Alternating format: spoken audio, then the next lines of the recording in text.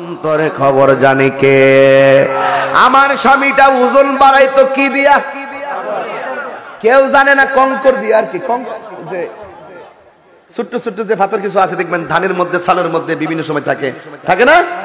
এই পাথরের কণা দিয়া অনেক অনেক অনেক বড় ব্যবসায়ী ছিল, বেশির মধ্যে কিন্তু মিশাইতে সহজ। কথা কোন ঠিক কিনা?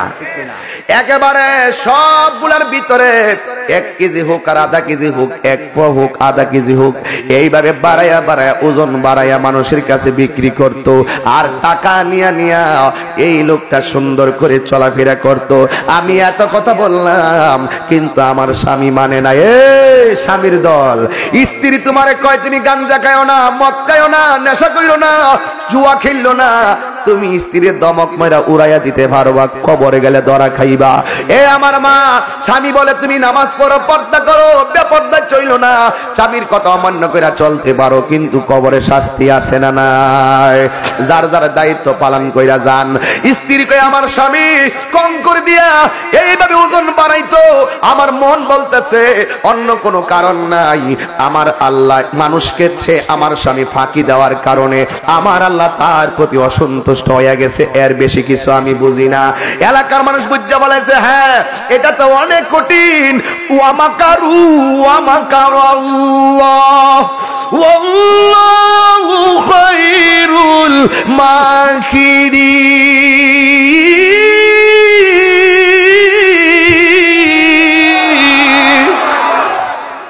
তুমি বান্দার লগে চালাকি করবা, তোমার চালাকি আল্লাহ দইয়া দিব সময় মতো। একটা ছবি তুলি, কালকে করলাম, আজকেও হাত তোলেন, হাত তোলেন, হাত তোলেন, হাত তোলেন, না আমার হাত নামান, তুলতাম পারছি না, লক লাগিয়ে দিস,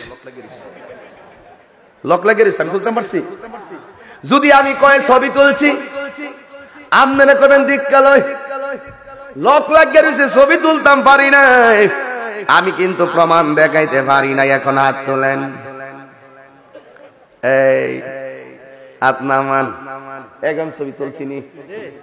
আপনারা যতই অস্বীকার করেন আমি কিন্তু ছবিরে তুইলা বালাইছি। সামনে কেডা বইছে হলো গেঞ্জি আছে না নাই? তুমি যদি কালকে কাও আমি সিনামাসি মাহফিলে যাই নাই, সিনামাসি মাহফিলে যাই নাই, আমি বলবো গেছো, তোমার প্রমাণ কি? আমার কাছে ছবি আছে। আরে বাঁচবি কেমনে? যতই চালাকি কর, আল্লাহ কয় দুনিয়াতে কারেন্টের জাল চুরি করলো কেউ করো নাই। আল্লাহ কয় দুনিয়াতে যেই মুখ দিয়া না করো, হাসরের ময়দানে আমি প্রথম মুখটার মধ্যে কষ্ট লাগাইয়া দিমু। চোখের সাক্ষী চোখ দিব, হাতের সাক্ষী হাত দিব, পায়ের সাক্ষী পা দিবে। হাত তুলে বলেন ঠিক কিনা বলো। বাঁচার রাস্তা চিনি। দেখেন সারা জীবন চুরি করছে, সাউন্ডটা মাইজারটা বাড়াই দে একটু, কিপটামি করিস না। এবার মাঝখানেরটা দেখেন, এদিকে দেখেন, এদিকে দেখেন, এবার দেখেন, দেখেন দুনিয়ার সবাই জানে লোকটা নামাজি, রোজাদার, রোজাদার। আরে বাপরি, এবার দেখেন চুরি করছে, আসল জায়গা যাওয়ার পরে ধরা, আসল জায়গা যাওয়ার পরে ধরা। এই দেখেন আমার দেশের মধ্যে চাউলের ব্যবসায়ী আছে না নাই?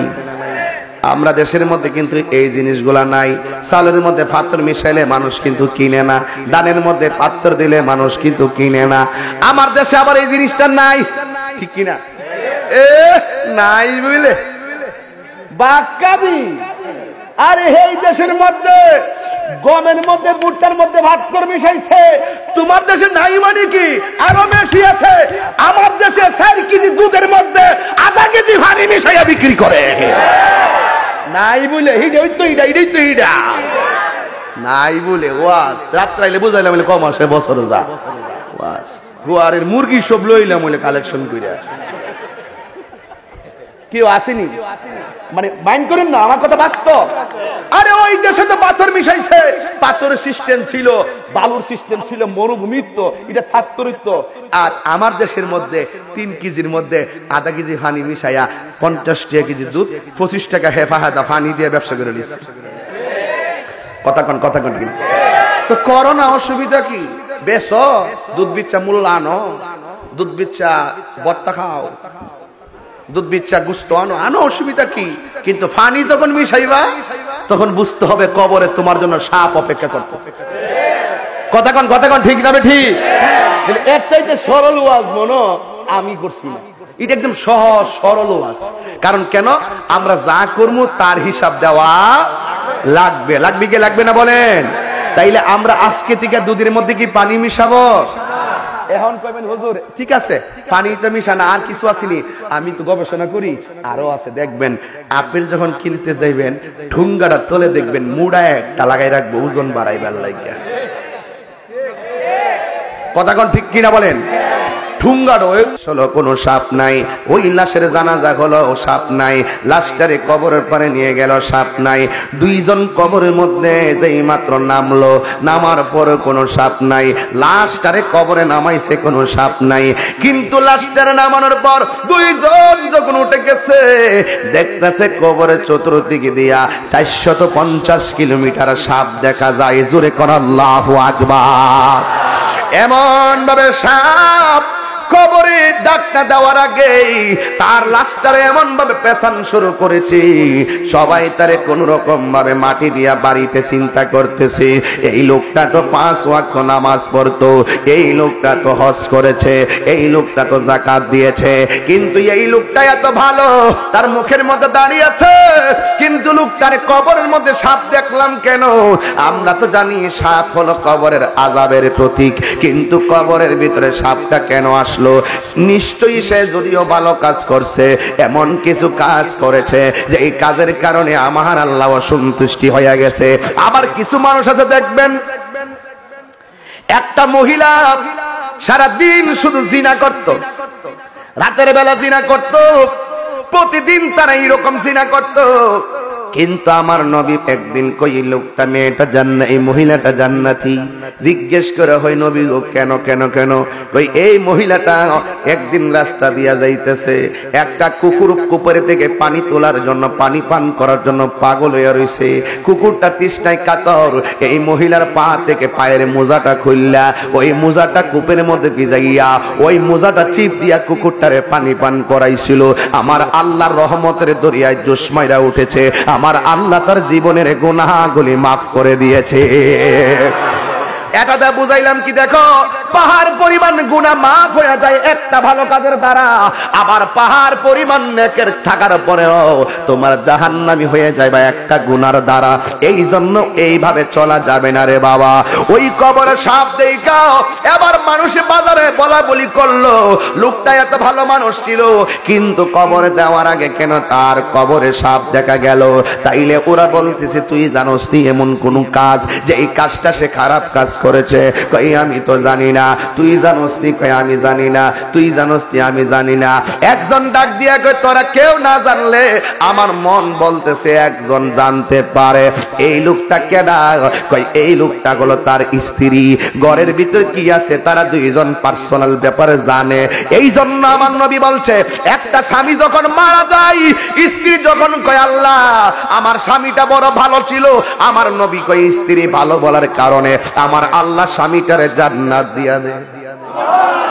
আবার স্বামী যদি মারা যায়, স্ত্রী যদি কয় আল্লাহ আমার স্বামীটা বড় ভালো ছিল, আমার নবী বলেন আমার আল্লাহ ওই স্বামীটার স্ত্রীর কমেন্টস এর কারণে জান্নাতি বানায়া দেয়।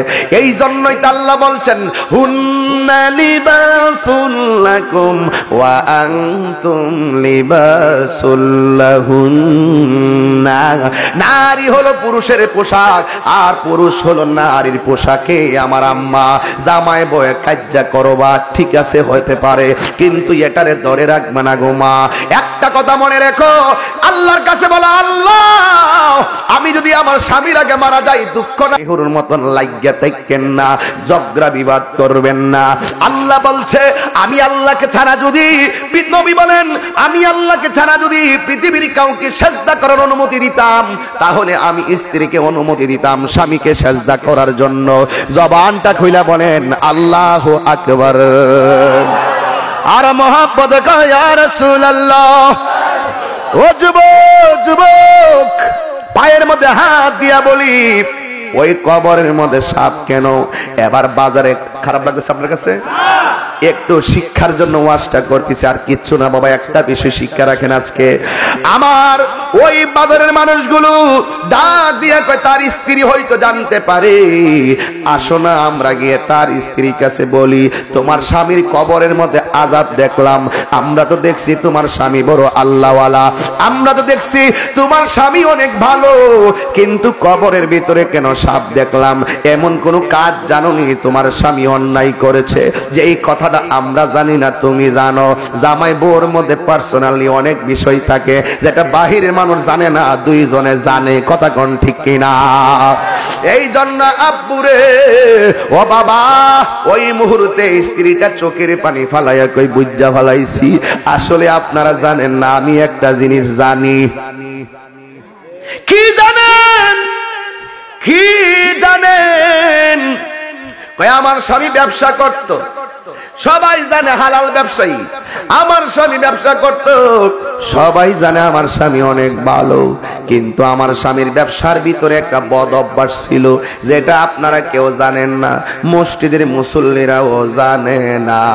ও আমার সিনামাসির আম্মা, এই সিনামাসিতে টিয়ারাতে আমার কিছু মুরিদানও আছে, আমি একটা কথা বইলা দিয়া যাই গো আম্মা, নীতি যার সঠিক এই নীতিটার বিবেকটার বিচার হবে হাসরের ময়দানে, বিবেককে কোনোদিন ফাঁকি দিও না। তোমার স্বামীও যদি বিপদে চলে তুমি তারে বলো চলিও না, তোমার স্ত্রী যদি চলে আপনিও বলেন তুমি এইভাবে চলিও না, কেউ বাঁচতে পারবেন না, সবাই সবার দায়িত্ব সম্পর্কে জিজ্ঞাসিত হবে। এই আমার আম্মা, এই আমার যুবক, এই আমার বাবা, ওই মহিলাটা চোখের পানি ফালাইয়া কয় ও সমাজের মানুষ, আপনাদের চোখে মানুষটা বড় ভালো ছিল, নামাজের কোনো অভাব নাই, রোজার কোনো অভাব নাই, কিন্তু একটা বদ অভ্যাস কোনটা জানেননি? আমার স্বামী যখন ব্যবসা করত, ব্যবসার মাল খেজুর আছে, জব আছে, ভুট্টা আছে, গম আছে, আটা আছে, কিন্তু আমার স্বামী ওই আটা, জব, ভুট্টা, খেজুরের ভিতরে ছোট ছোট পাথরের কণা মিশাইয়া ওজন বাড়াইতো। এই জন্য আমার স্বামী এই বদ অভ্যাসটা ছিল। এই জন্য আমি স্বামীরে বলছি, স্বামী গো, রিজিকের মালিক কে? জুরে অন্তরে খবর জানে কে? আমার স্বামীটা ওজন বাড়াইতো কি দিয়া? কেউ জানে না, কঙ্কর দিয়া। আর কি যে ছোট্ট ছোট্ট যে পাথর কিছু আছে দেখবেন ধানের মধ্যে, চালের মধ্যে বিভিন্ন সময় থাকে, থাকে না? এই পাথরের কণা দিয়া অনেক অনেক অনেক বড় ব্যবসায়ী ছিল, বেশির মধ্যে কিন্তু মিশাইতে সহজ, কথা কোন ঠিক কিনা? একেবারে সবগুলার ভিতরে 1 কেজি হোক আর আধা কেজি হোক, 1 পোয়া হোক, আধা কেজি হোক, এইভাবে বাড়াইয়া বাড়াইয়া ওজন বাড়াইয়া মানুষের কাছে বিক্রি করত, আর টাকা নিয়া নিয়া এই লোকটা সুন্দর করে চলাফেরা করত।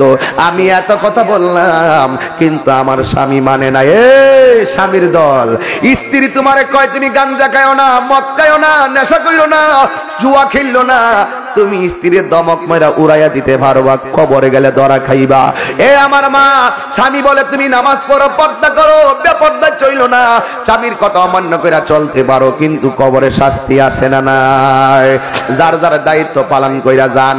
স্ত্রী কয় আমার স্বামী কঙ্কর দিয়া এইভাবে ওজন বাড়াইতো, আমার মন বলতেছে অন্য কোনো কারণ নাই, আমার আল্লাহ মানুষকে আমার স্বামী ফাঁকি দেওয়ার কারণে আমার আল্লাহ তার প্রতি অসন্তুষ্ট হয়ে গেছে, এর বেশি কিছু আমি বুঝি না। এলাকার মানুষ বুঝা বলেছে হ্যাঁ এটা তো অনেক কঠিন।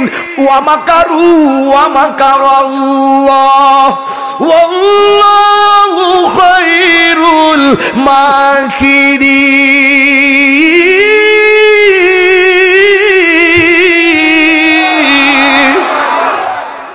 তুমি বান্দার লগে চালাকি করবা, তোমার চালাকি আল্লাহ দইয়া দিব সময় মতো।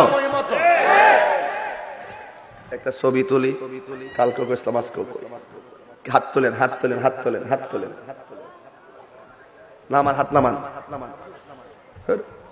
তুলতাম পারছি না, লক লাগিয়ে লক লাগিয়ে আমি তুলতাম পারছি। যদি আমি কয়ে ছবি তুলছি আপনারা করবেন দিককালয়, লক লাগিয়ে রয়েছে, ছবি তুলতাম পারি নাই, আমি কিন্তু প্রমাণ দেখাইতে পারি নাই। এখন হাত তোলেন, এই হাত নামান, এখন ছবি তুলছিনি।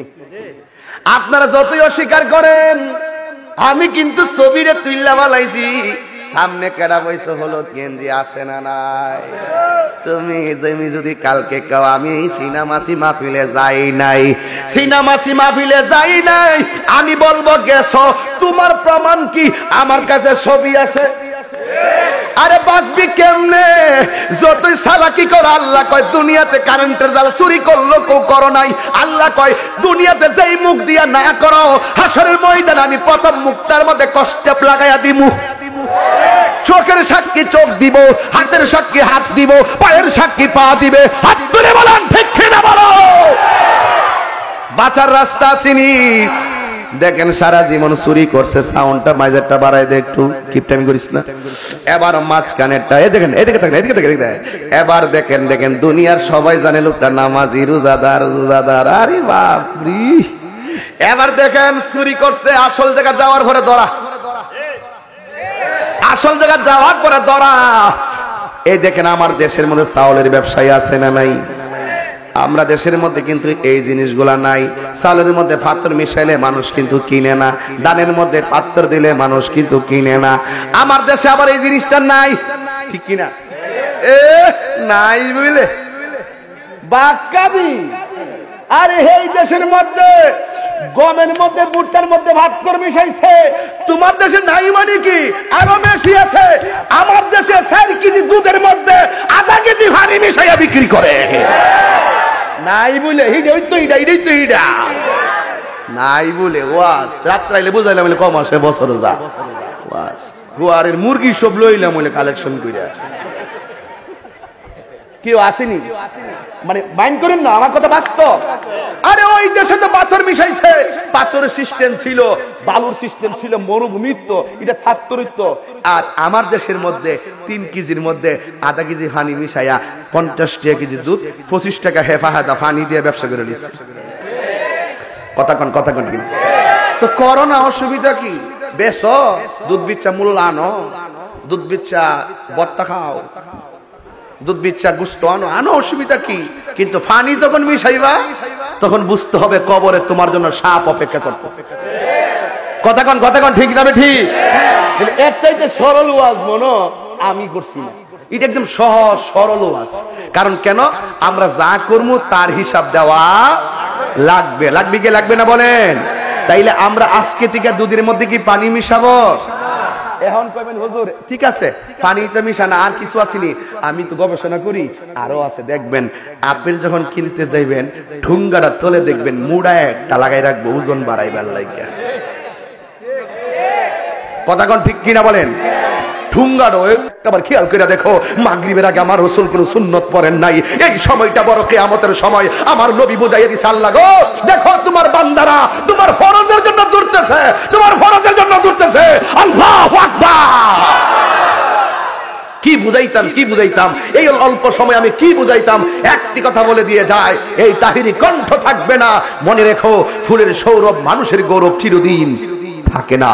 একটু জবানটা ছেড়ে দিয়ে আমার সঙ্গে বলো, স্বীকার করো আমার সাথে, হারিয়ে যাব একদিন আমি রবনায় ভুবন চিরদিন। বললো হারিয়ে যাব রবনায় ভুবন চিরদিন। ক্ষমা করে দিও তোমরা আমায়, ক্ষমা করে দিও।